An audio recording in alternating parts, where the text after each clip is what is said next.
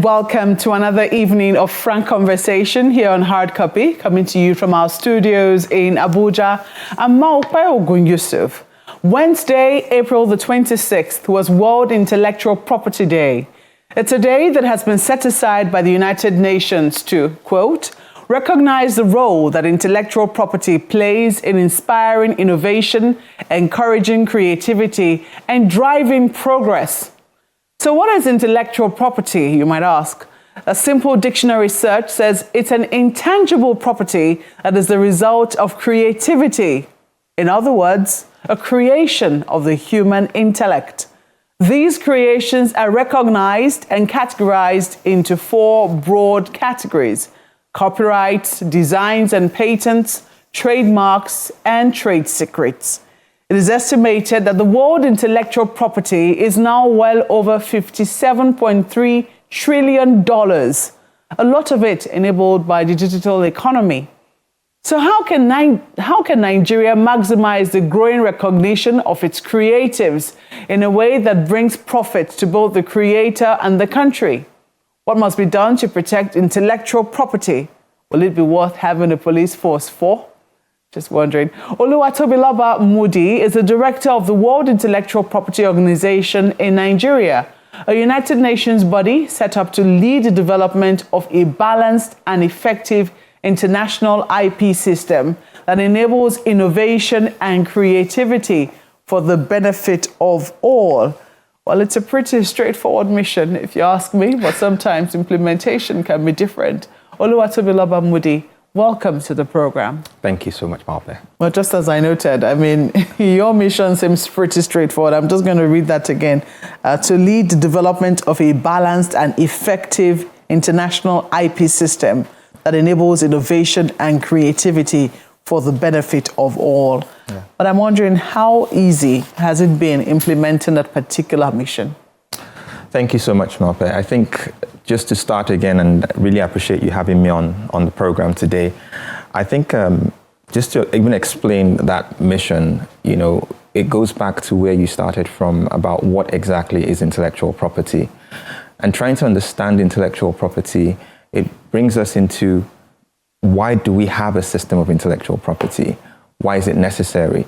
You know, historically, there's been a lot of emphasis on property. Property has defined human society as long as we know civilization. But then there's another type of property which is not in physical goods. We're talking now more about intangible properties. Mm-hmm. And this kind of intangible property also is seen to be as valuable, even more valuable than the physical property that we see. How do you value that? It's quite difficult.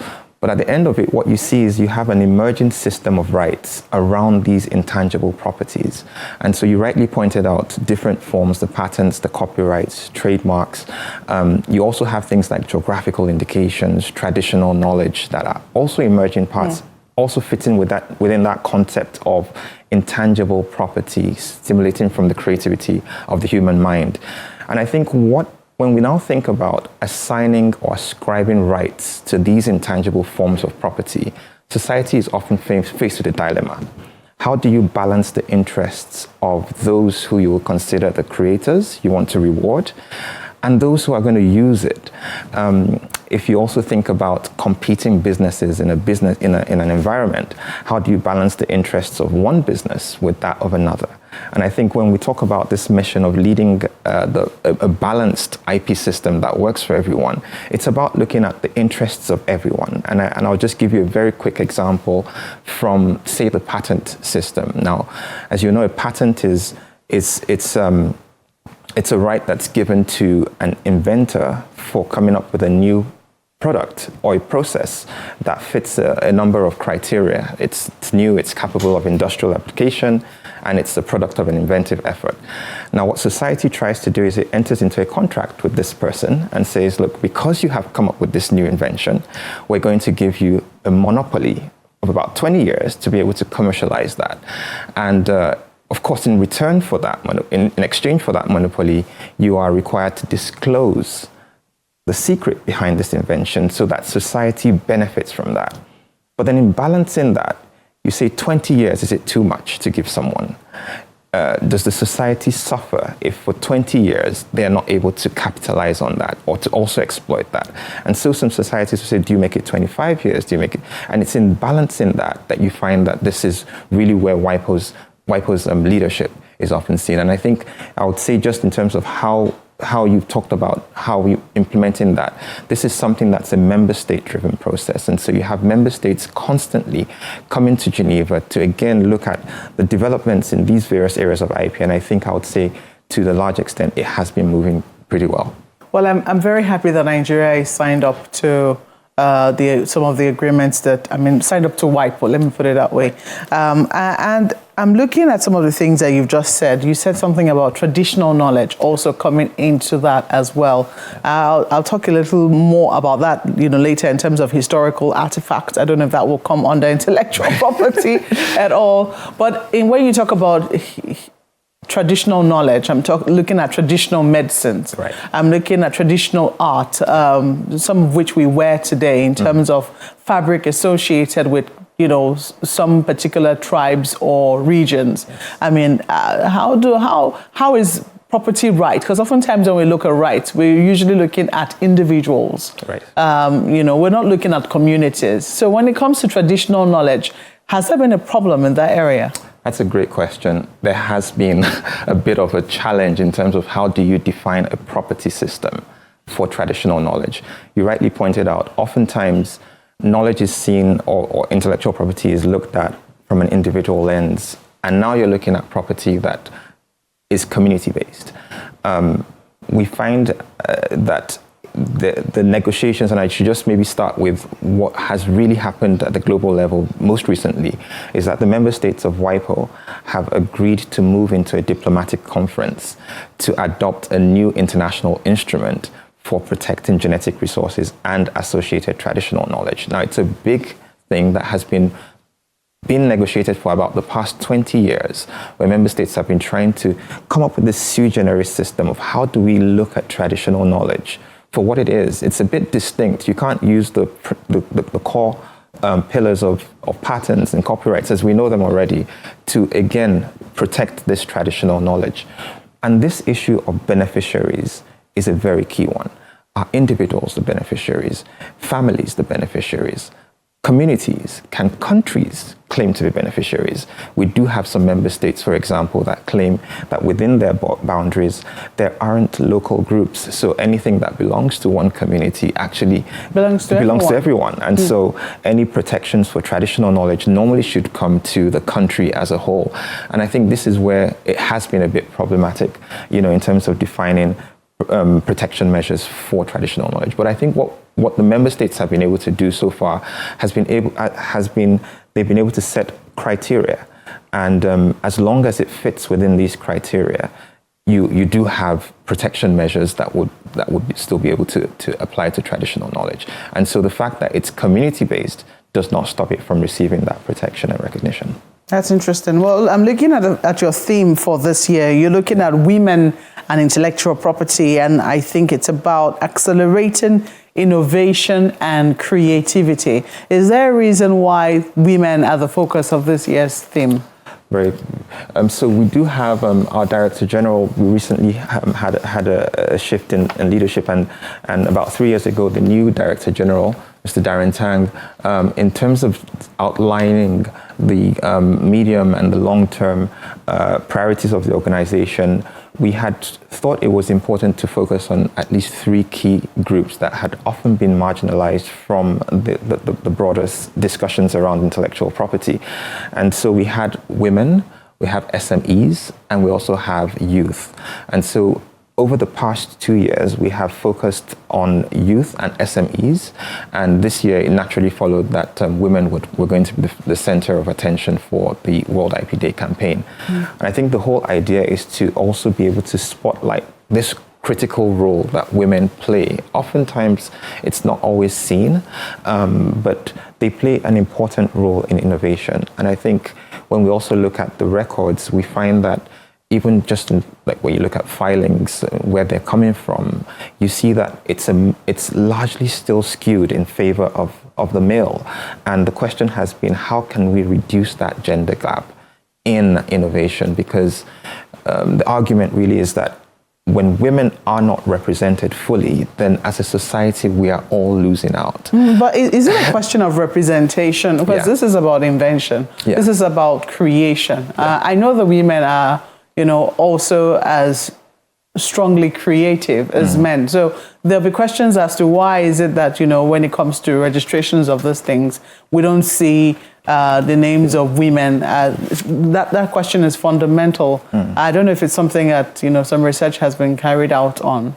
Right. I think there has been research on that. And I think a lot of times, of course, there have been a number of pointers. And of course, one is that culturally, sometimes women are innovating, they're doing lots of things, but their efforts are sometimes covered by corporate registrations, or you find instances where even in the past, historically, women wouldn't be the ones registering, even though they come up with the inventions.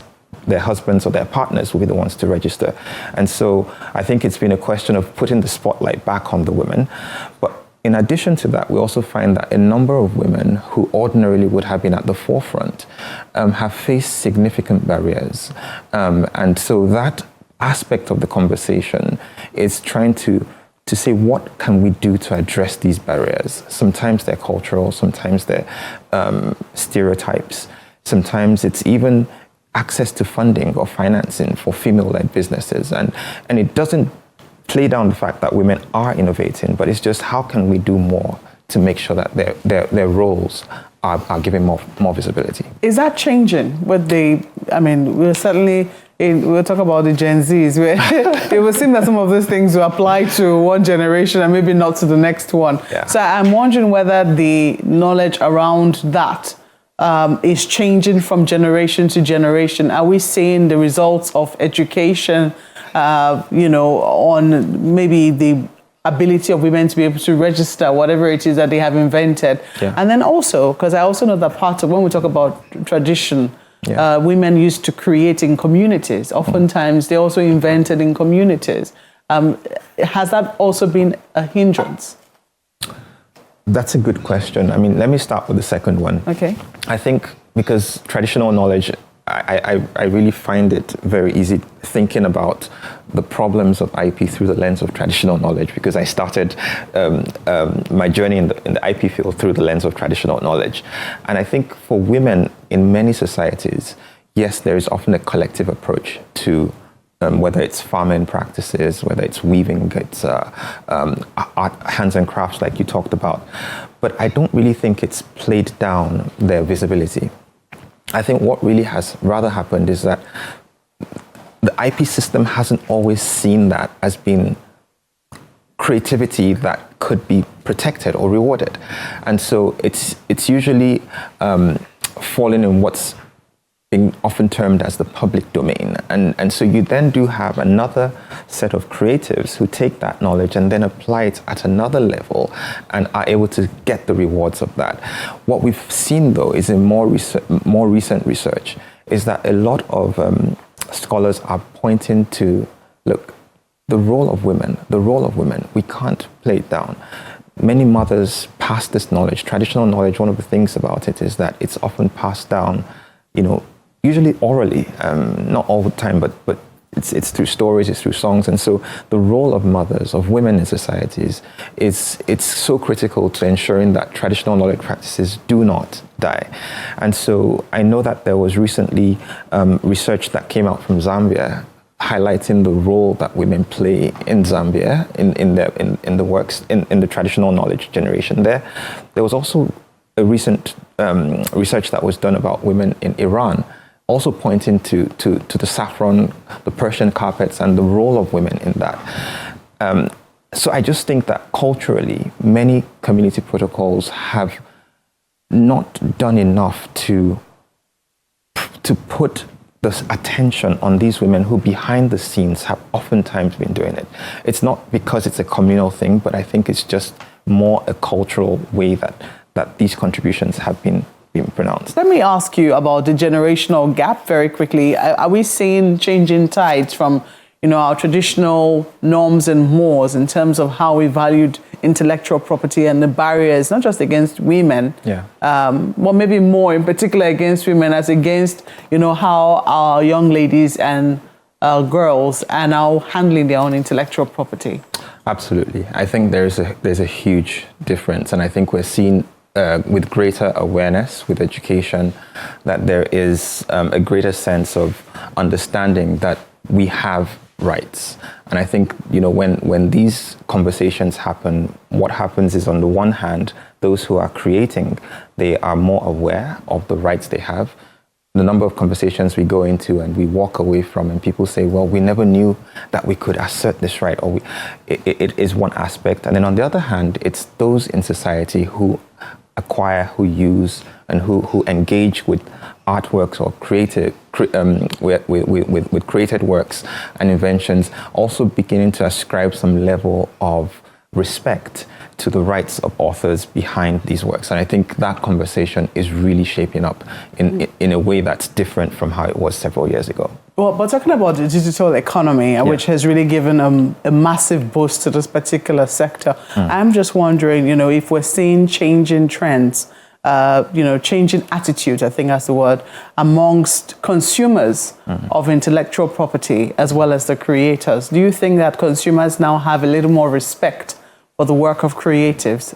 I think I see a lot more of that, and sometimes I scroll through Twitter and I just see the way people are being called out on, inappropriate uses, on failure to acknowledge, or failure to use, or stolen work. And I think when you even just look at the comments that come through there, you see that there's an awareness, and you're like, wow, people know this is wrong. There was a time people never knew it was wrong. People thought, what's the big deal? If I'm driving through traffic and I buy a CD that has 50 movies on it for like 100 naira, am I infringing on anything? No, I paid 100 naira for it. So it never felt like it was bad at a point. But now I think there's an awareness that, look, this must be a pirated copy. And in doing this, you're harming the livelihood of people who have put their sweat and blood to produce this content for society. Is it really trickling down? Because some people will say, oh, the people who are on the digital space are quite different from people who are in traffic selling these things. I do know that, I think it was in 2017 that the NCC said it had confiscated property worth about $8.3 billion over a period of 6 years. Copyrighted or pirated materials that were coming into Nigeria. We haven't heard much of those kinds of announcements in recent times in terms of what is doing confiscating this sort of works. But I'm wondering if some people say there's a market for it because people are buying these things. So would you really say that attitudes are changing with regards to what is not online?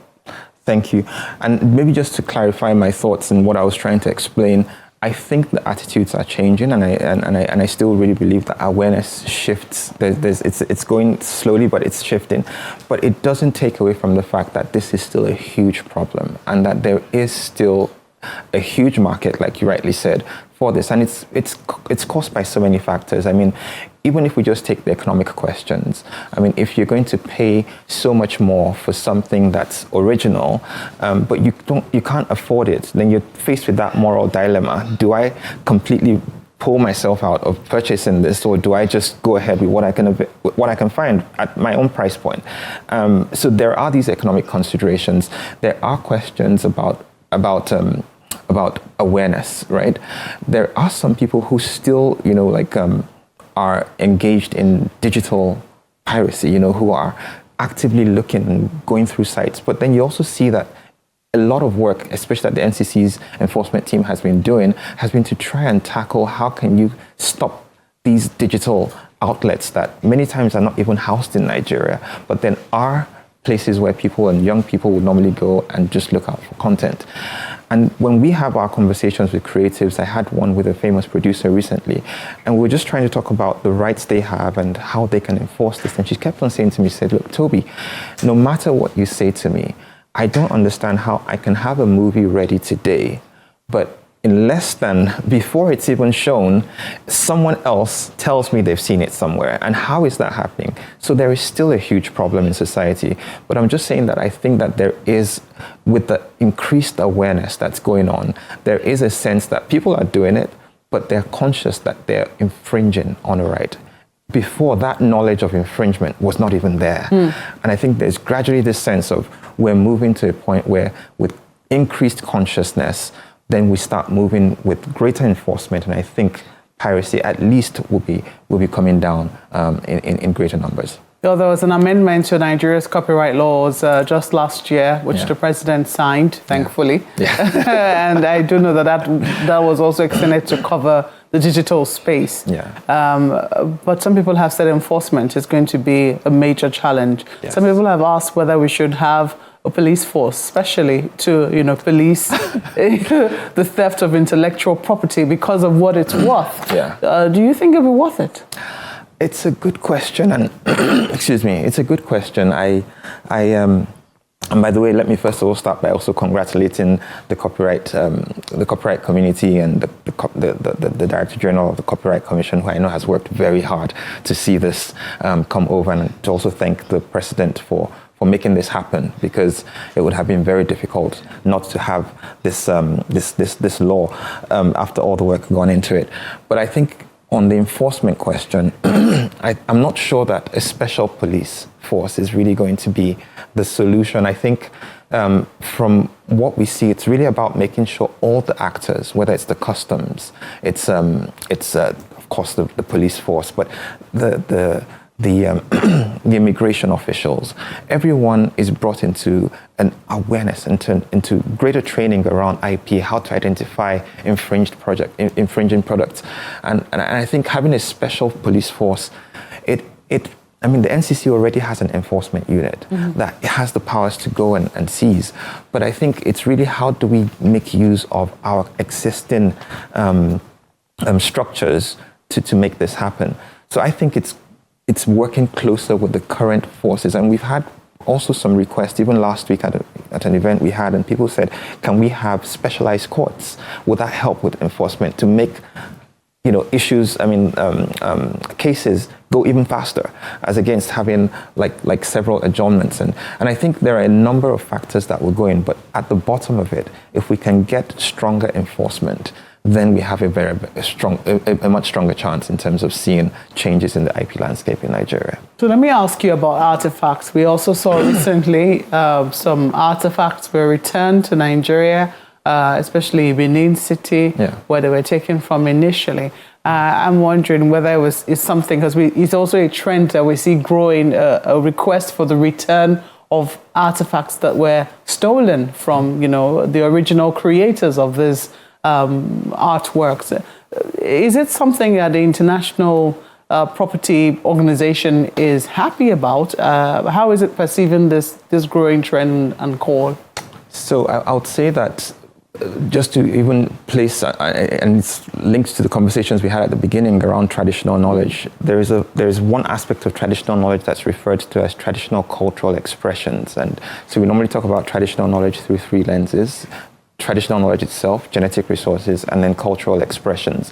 And these are the ways in which culture is expressed. And to the extent that these artifacts represent cultures of people, we do see that this is something that means a lot to such communities where they've been taken away from.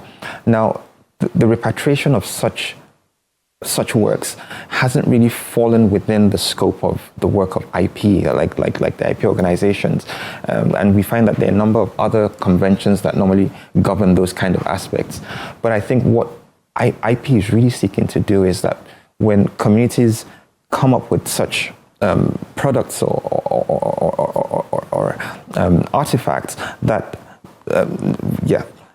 there is no